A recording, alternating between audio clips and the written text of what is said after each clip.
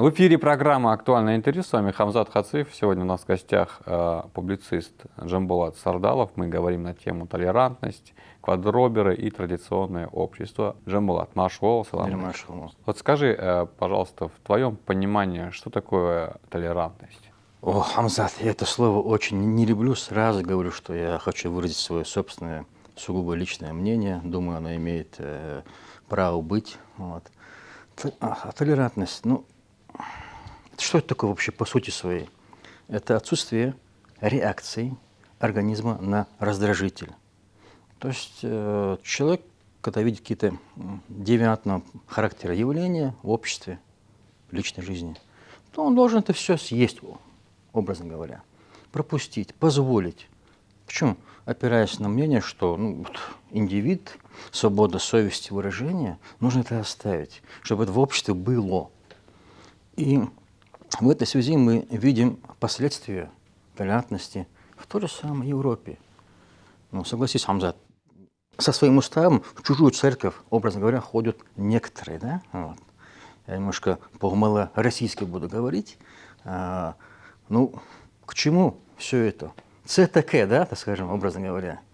То есть, получается, в той же самой Германии приезжий мигрант может сделать открытое заявление, например, чтобы церкви были поменьше шума с колоколен, чтобы Новый год не справляла местная публика, общество.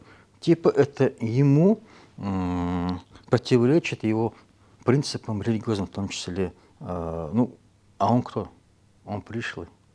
Он навязывает свои идеи. Кому навязывает? Уже мертвому советскому обществу, которое погрязло в этой толерантности. А те шарахаются, лишь бы не задеть чувства религиозные, политические. Это пришло, подчеркиваю, пришлого человека.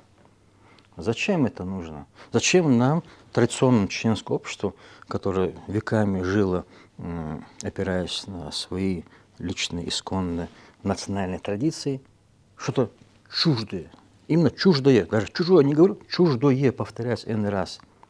Для меня толерантность – это зло. То есть толерантность противоречит традиционному обществу?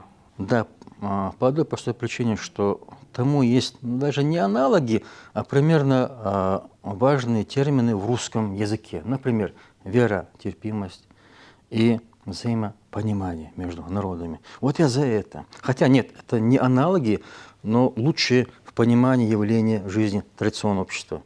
Хорошо, мы допустим эту толерантность в наше общество, будем ею жить. Толерантность – это же терпимость, верно? Терпимость ко всему. Вот так же нельзя. Ко всему нельзя, согласен. Вот. А если нам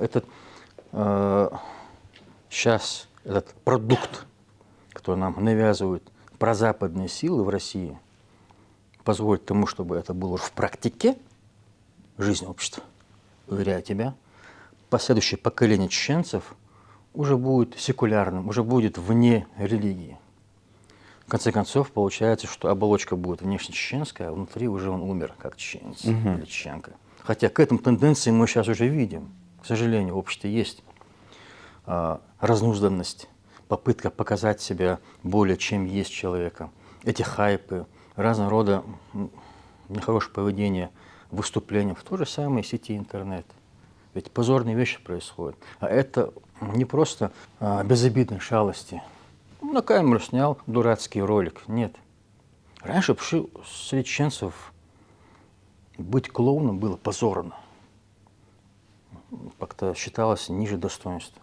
А сейчас это норма поведения. Мягкое сумши. Нет, я не ретроград, я не брюжук, в стиле «Отцы и дети» у Тургенева. Нет. Все-таки хочется сохранить себя хоть в чем-то приверженцем своих традиций. Вот и все. Вечно это будет борьба, я понимаю, своего традиционного и западнического. Конечно, это будет. Думаю, что задача каждого чеченца все-таки придерживаться первого. Хорошо. Здесь я вас услышал. Совсем недавно я услышал про такое сообщество под названием «Квадроберы». Мне о нем поведал мой друг еще где-то полгода назад, прежде чем о них стали более так обширно у нас в республике говорить в целом. Я взглянул, много каких-то разных роликов смотрел и так далее, и мне почему-то показалось, что это дети, которые решили поиграть, побаловаться. Сначала мне так казалось. А сейчас я в этом вижу какой-то нездоровый посыл. Вот вы как к ним относитесь, и что вы думаете вообще, для традиционного общества они несут опасность? Вопрос очень хороший. Вспомню свое городское советское детство.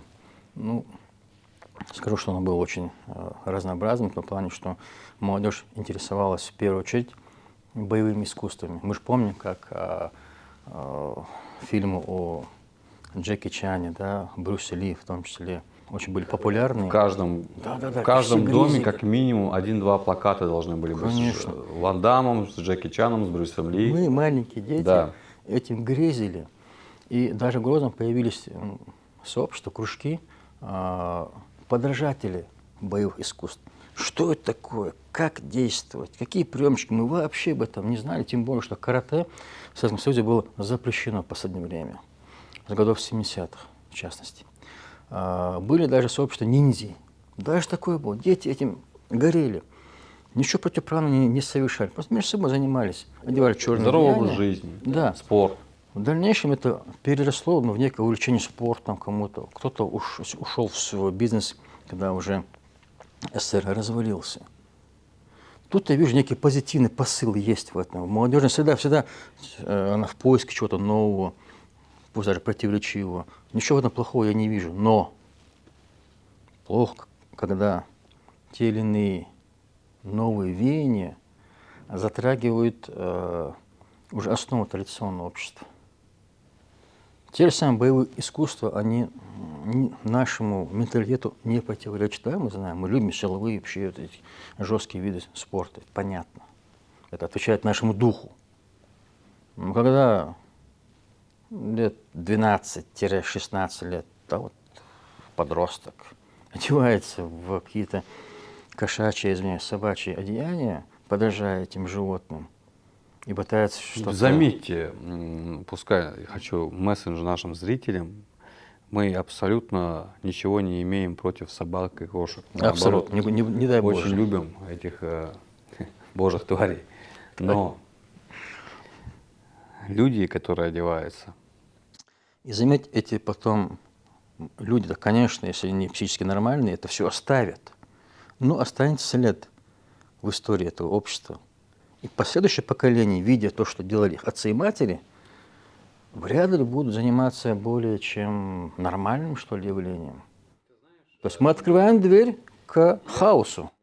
Хорошо. Джамбулат, что может противопоставить наше общество, что опирается на традиционные ценности? Если в обществе есть здравые силы, то я уверен, что это общество переживет всякого рода деструктивные явления. Вообще общество, оно клокочет, вот это явление. Там есть и силы позитивного и негативного характера. Я думаю, что достойные люди должны не просто свое слово сказать, но и работать с молодежью, объяснять им. Слава Богу, в нашей республике такого рода нет явлений. Но по России же мы видим, что эта метастаза потихонечку распространяется. Конечно. Ладно, побесились, перебесились детки наши, образно говоря. Но опять-таки следы, которые они оставляют. Первое. Второе. Разрушение традиционных ценностей как таковых. И заметь, где это происходит. В тех областях, краях, регионах, где свое народное, традиционное понимание умерло по сути своей. Да, они в поисках собственной национальной идентичности. Появляются разного рода, даже жесткие, радикальные движения. Ну, вроде русской общины, да, к примеру, как некий фактор реакции. Да. Я вот читал в западной прессе, что вот это движение квадроберов, не при людях будет сказано, связано с движением, скажем, радужным.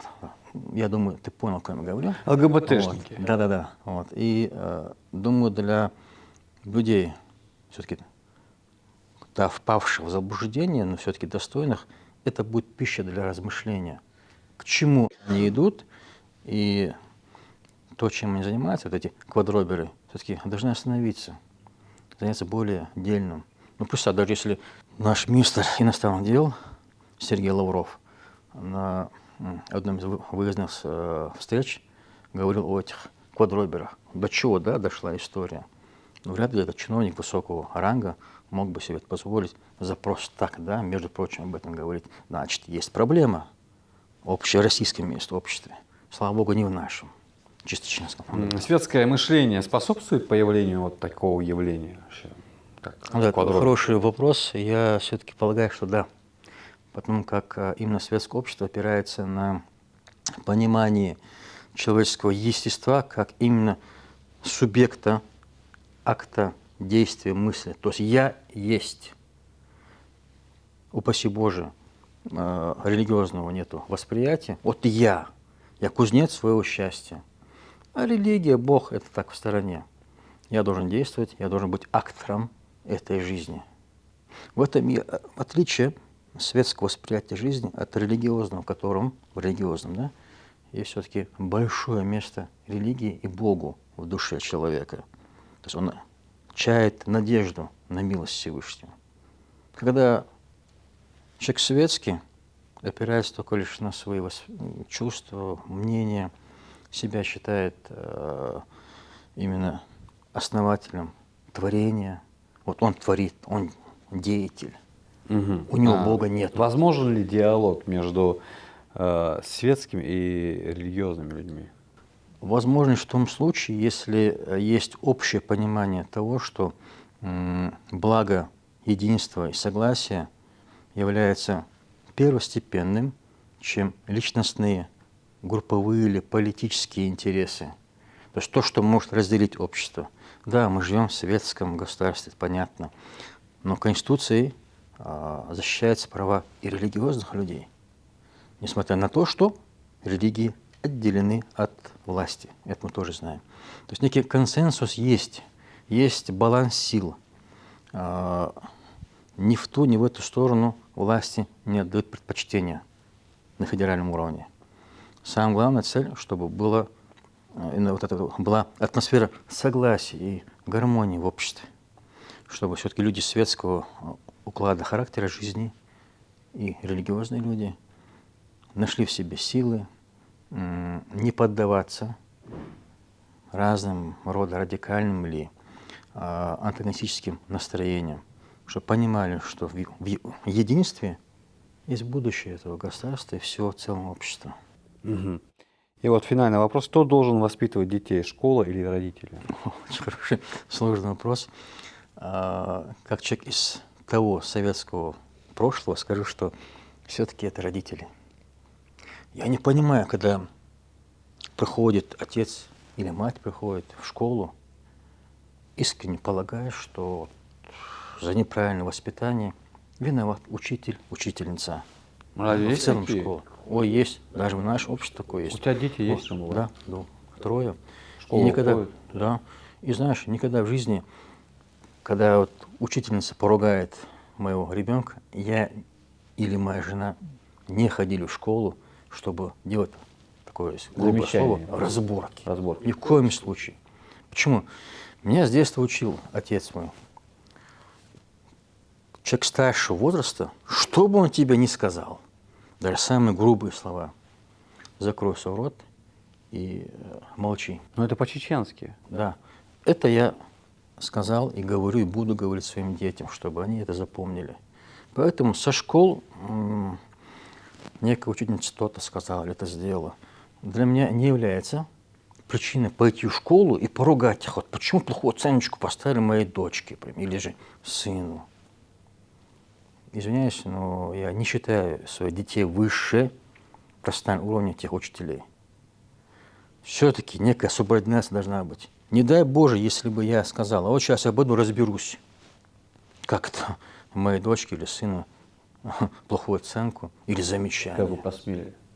В этот момент теряю и я свой статус отца и убиваю высокое мнение о преподавателя как таковых в своих детях я убиваю. Для них они уже не авторитет, потому что пришел папочка и сильно поругал. Какой он крутой или крутая. Нет, в этот момент они никто, и я тем более не буду никто. Эти вещи нужно соблюдать. Позволять, да, бывает, человек может психануть. А бывают неадекватные преподаватели? Бывает. Это уже другой случай. Когда вот видишь, что человек создает конфликтную ситуацию как таковую. Не потому что человек, ребеночек, да, ученики и ученицы, не выучил очередной урок, а просто из чувства ненависти, например. Но это, другое, это уже психология. Тут нужно разбираться культурно, мирно, без всяких, скажем, эксцессов. Потому что ну, у нас, опять-таки, не принято, например, с лицом женского пола, чтобы мужчина ссорился или еще чего-то. Ну, это до штатского что. Дерез Халджимас. Я тебя услышал, Дерез Хал. Я, конечно, никому не навязываю, это мое личное мнение. Я абсолютно с тобой солидарен касаемо преподавателей, и что не стоит вмешиваться в процесс. Это все-таки это диалог между учеником и учительницей. Вот смотри, я в школе учился, я извиняюсь, дошка дала бяхмагал. В школе, городской школе, порой бывали случаи, когда учителя незаслуженно ставили низкие оценки. Не потому что я такой умный, нет. Учился хорошо, это отдельный разговор. Были случаи, скажем, даже оскорбительных высказываний. Но чтобы я пошел отцу или пожаловался, что-то, нет. Если мой ровесник, с ним, к примеру, были ссоры, я дрался. Бил я, меня били. Замечательно, это жизнь. Но чтобы против учителя слово сказать, я себе это не позволял, потому что был наказ закрыть рот и учиться. На этой хорошей ноте мы с вами завершим нашу программу. Дерез Халджимбулат. Я напомню нашим зрителям, у нас в гостях был Джамбулат Сардалов, публицист, эксперт, политолог. Можно так сказать? Ваша воля, сэр. Дерез Халджимбулат.